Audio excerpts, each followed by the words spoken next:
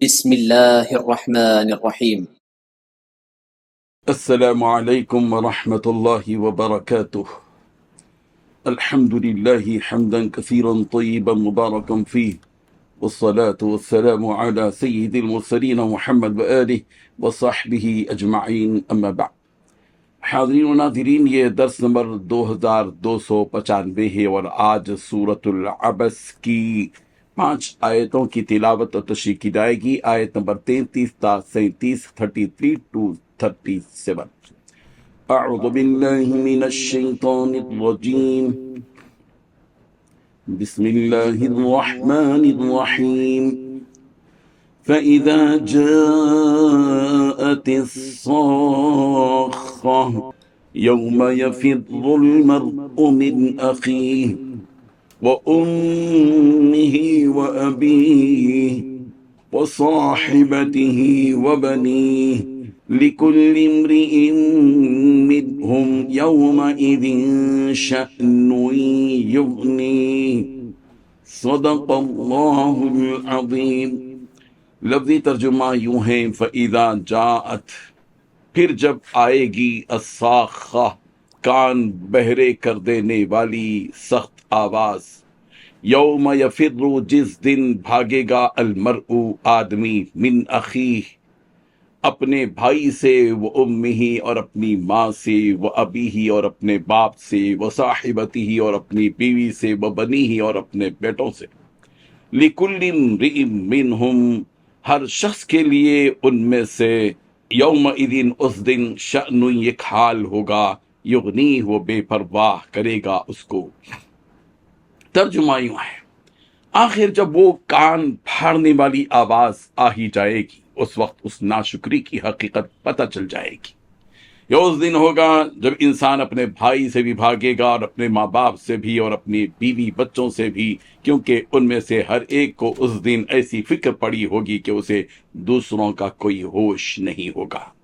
ان 5 آیتوں میں 3 باتیں بیان کی گئی ہیں۔ پہلی بات، جب کان کو پھاڑ دینے والی آواز آئے گی تو اس وقت انہیں پتہ چل جائے گا۔ دوسری بات، اس دن انسان اپنے بھائی، ماں باپ اور بیوی اور بچوں سے بھاگے گا۔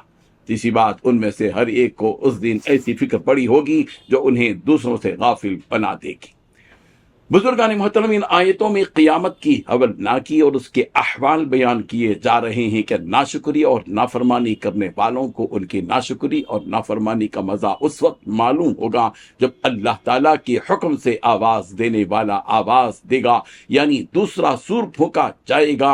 اس سور کی آواز ایسی ہوگی جو کانوں کو پھاڑ کر رکھ دے گی، جس آواز کے سنتے ہی لوگ اپنی قبروں سے اٹھ کھڑے ہوں گے، اور ان پر ایک ہیبت طاری ہو جائے گی کہ اب میرا کیا حال ہوگا، اب میرا کیا ہوگا۔ ان پر اپنے اعمال کے حساب کا اتنا خوف ہوگا کہ وہ اپنی قریبی رشتہ داروں، جیسے اپنے بھائی جس کے ساتھ وہ اٹھتا بیٹھتا کھلتا کودتا تھا، دور سے ہی وہ نظریں چھپائی بھاگنے لگے گا، ایسے ہی اپنے ماں باپ سے بھی دور بھاگے گا، حتیٰ کہ اپنی بیوی اور بچوں سے بھی وہ دور بھاگے گا، اور ان کی کوئی پرواہ اس کو نہیں ہوگی۔ وہ بیوی بچے جن کی خاطر اس نے یہ دنیا جمع کی تھی، جن کے عیش و آرام کی خاطر اس نے اس دنیا کے کمانے میں نہ حرام کی پرواہ کی تھی اور نہ ہی حلال کا کچھ خیال تھا، اور اپنی ساری راحت کو ان کے سکون کے لیے قربان کر دیا تھا، ان سے بھی اس دن وہ شخص دور بھاگے گا، اس لیے کہ وہاں بس اسے اپنی فکر لاحق ہوگی کہ کسی بھی طرح اگر میں نجات پا گیا تو بس یہی میرے لیے کافی ہے۔ سورہ معارج کی آیت نمبر 10 میں بھی یہ بات بتائی گئی، وَلَا يَسْأَلُ حَمِيمٌ حَمِيمًا، کہ کوئی جگری دوست کسی جگری دوست کو پوچھ کر تک نہیں دیکھے گا۔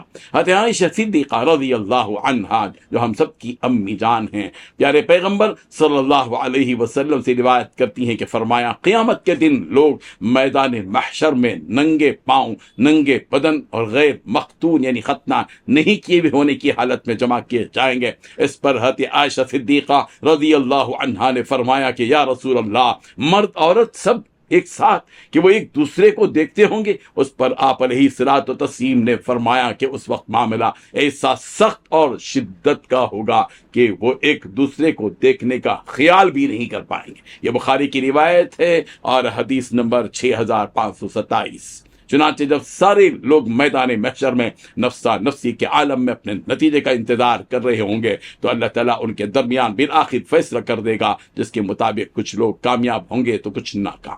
اللہ تعالیٰ ہم سب کو ان مناظر کو سامنے رکھتے ہوئے آخرت کی فکر کرنے کی توفیق عطا فرمائیں۔ آمین وآخر دعوانا ان الحمد للہ رب العالمین۔ ڈیلی درس قرآن کو سبسکرائب کیجئے، اپنے تاثرات اور مشورے ارسال کیجئے اور اپنے متعلقین کا گروپ بنا کر انہیں روزانہ درس قرآن بھیجئے اور اجر و ثواب پائیے۔ جزاکم اللہ خیر۔